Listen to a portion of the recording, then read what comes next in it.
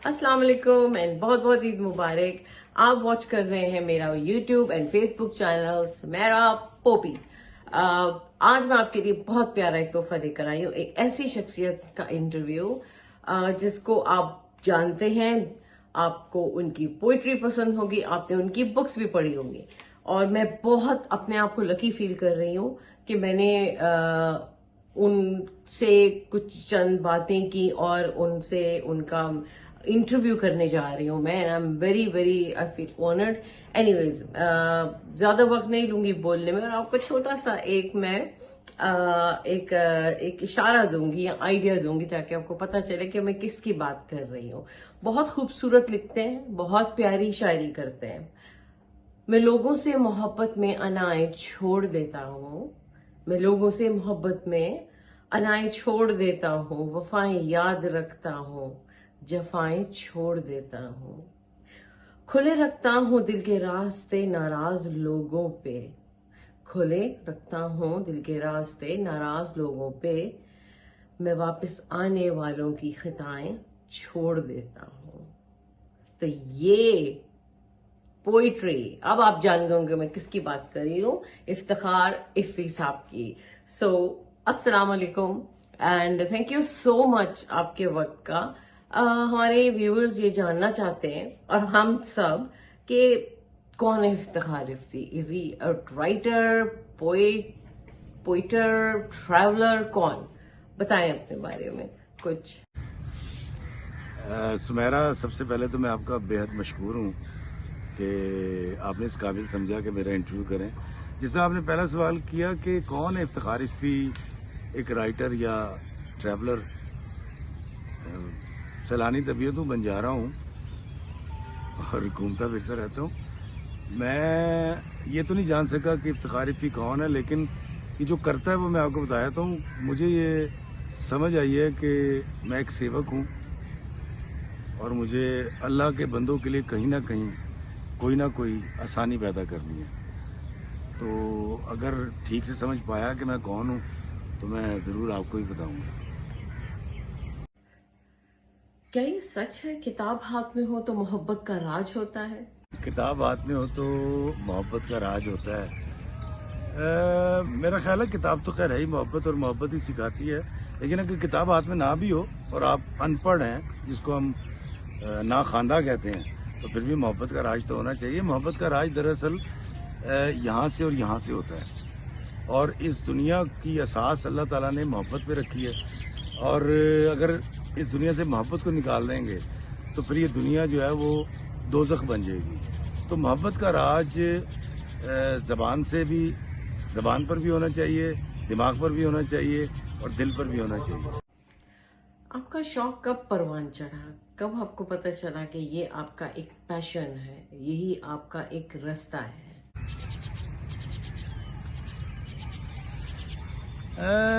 शौक, मेरा ख्याल है मैंने इससे पहले गुजारिश की कि खुद नुमाई का शौक शुरू से था, लेकिन शायद रास्ता नहीं मिल पा रहा था कि मैं कैसे परमानेंट हो सकता हूँ।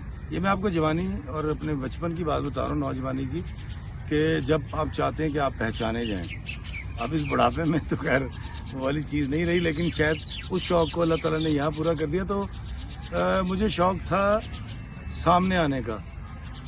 तो हमने एक दिन अखबार में पढ़ा कि ऑडिशंस हो रहे हैं एक ड्रामे के लिए, और जावेद फाजिल साहब बहुत बड़े डायरेक्टर थे, वो कर रहे थे। तो हम भी वहाँ चले गए, हमने ऑडिशन दिया और हम सिलेक्ट हो गए और उस ड्रामे में काम किया। मझधार नाम था, फैसल कुरैशी मेरे साथ थे। वो ड्रामा बना, हमने उसमें काम किया, वो चला भी, लेकिन हमें कोई शोहरत नहीं मिली। फिर हम पीटीवी जाना शुरू हो गए और पीटीवी के गेट पे जाके खड़े रहना, रिक्वेस्ट करते रहना अंदर जाने की। तो बड़ी स्ट्रगल की, एक्टर बनना चाहता था, और लेकिन जब काम नहीं मिला और घर नहीं चला, बच्चे पैदा होने शुरू हो गए, तो 8-9 साल ज़ाया भी हो गए।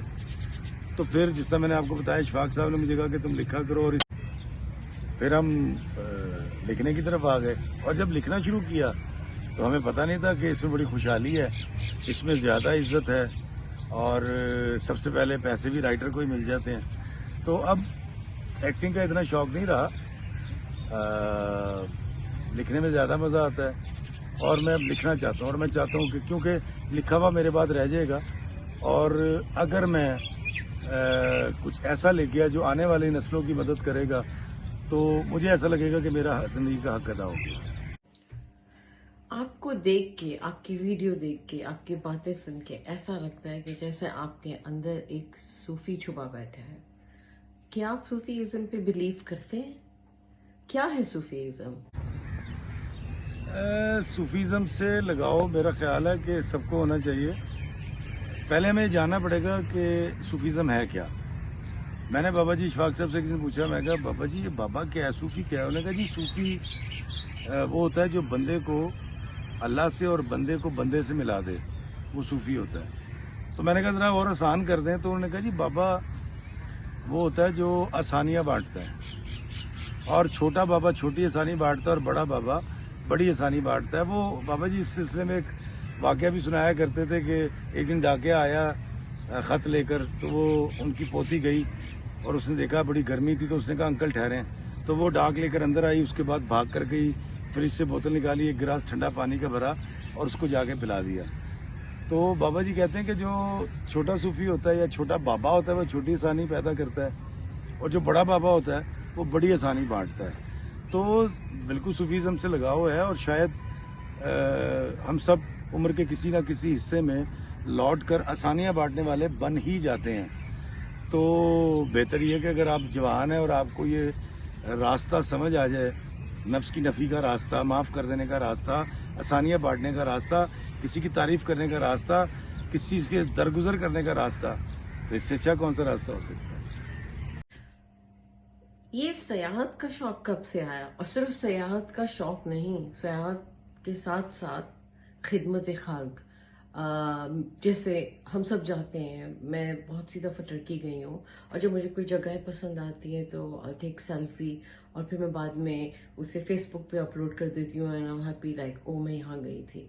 लेकिन मैंने ऐसा कभी नहीं सोचा, और मेरे ख्याल से बहुत सारे लोग ऐसे होंगे जिन्होंने ये सेल्फी लेने से पहले नहीं सोचा होगा कि सेल्फी तो ले रहे हैं, लेकिन इसके साथ साथ लोगों को पता भी तो चले कि यहाँ हम कैसे आए हैं, क्या वेज हैं, क्या मतलब सस्ती जगहें हैं, कहाँ कहाँ हम अपनी बचत कर सकते हैं किधर, और कहाँ कहाँ हिडन एक ऐसे जगहें हैं जो अभी तक जो नहीं पता चली।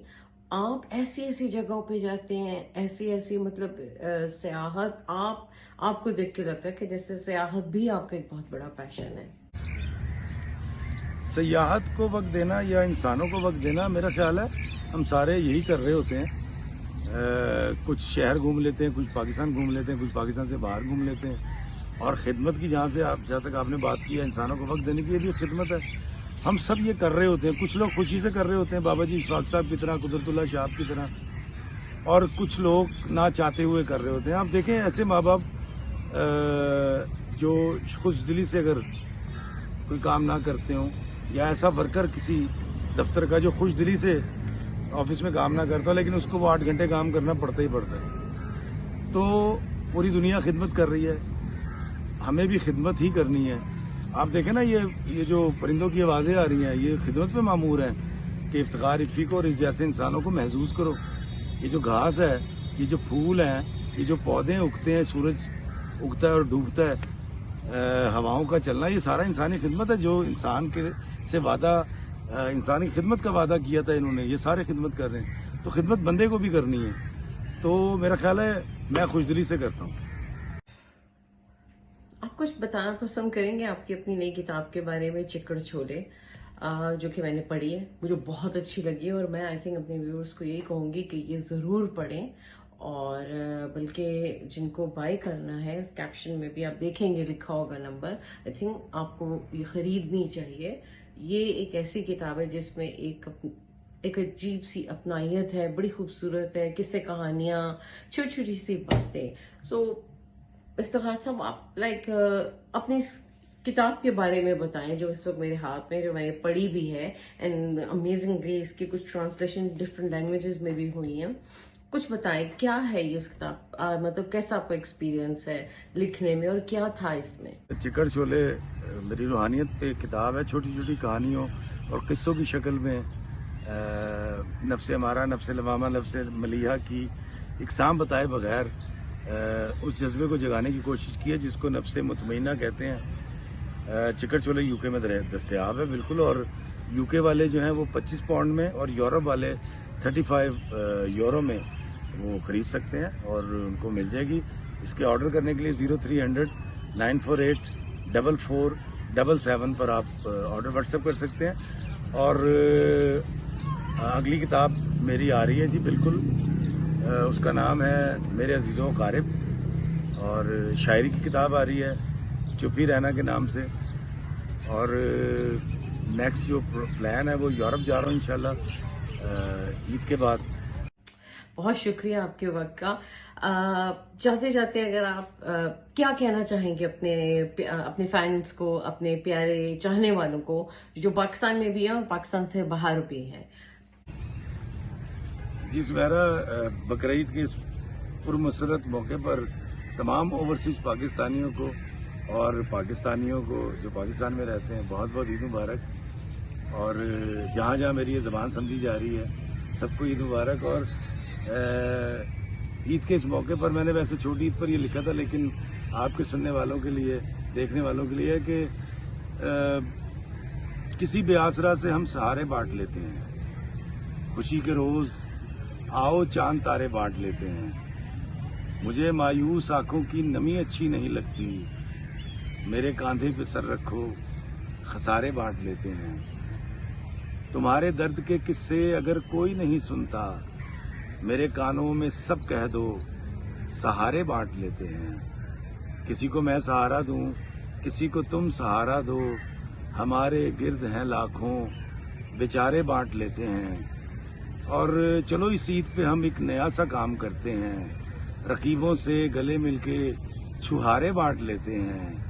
اور شعر دیکھیے گا کہ مجھے لگتا ہے ہم سے یہ سیاست دان اچھے ہیں، حکومت مل کے کرتے ہیں، ادارے بانٹ لیتے ہیں، کسی بے آسرا سے ہم سہارے بانٹ لیتے ہیں، خوشی کے روز آؤ چاند تارے بانٹ لیتے ہیں۔ تو جناب یہ تھے افتخار افیہ صاحب، اس عید کے موقع پہ یہ آپ کے لیے گفٹ تھا، اور ابھی بہت سارے اور بھی تحفے آہستہ آہستہ آپ کو دیکھنے کو ملیں گے۔ آپ ہمارے ساتھ جڑے رہیے، سبسکرائب کیجئے، آئیکن کے بیل کو دبائیے تاکہ آپ کو نئی آنے والی ویڈیوز کے بارے میں پتہ چلتا رہے۔ یہی صرف ایک انٹرویو تھا، اس کے بعد جو آنے والا انٹرویو ہے وہ بہت مزے کا بھی ہوگا، یہ بھی بہت مزے کا تھا، وہ بھی بہت مزے کا ہوگا، کیونکہ آپ بھی بہت مزے کے لوگ ہیں، سب بہت اچھے ہیں۔ آپ سب کو عید مبارک، اپنا خیال رکھیں، اپنے بچے، اپنی فیملی، اپنے بہن بھائی، سارے رشتے بہت امپورٹنٹ ہوتے ہیں، بہت زیادہ پیارے ہوتے ہیں، آپ کے لیے یہ ہوتے ہیں اور آپ ان کے لیے ہوتے ہیں، اور ان کے بغیر ہم کچھ نہیں، اپنی فیملی کے بغیر، اپنے بچوں کے، اپنے ماں باپ، بہن بھائی، کوئی بھی پرابلمز، کوئی بھی لڑائی جھگڑے، پلیز چھوڑ دیجئے، سب کچھ چھوڑ دیجئے، اور انشاءاللہ بہت جلد آپ سے ملاقات ہوگی۔ اللہ حافظ، اپنا خیال رکھیں، پھر سے عید مبارک۔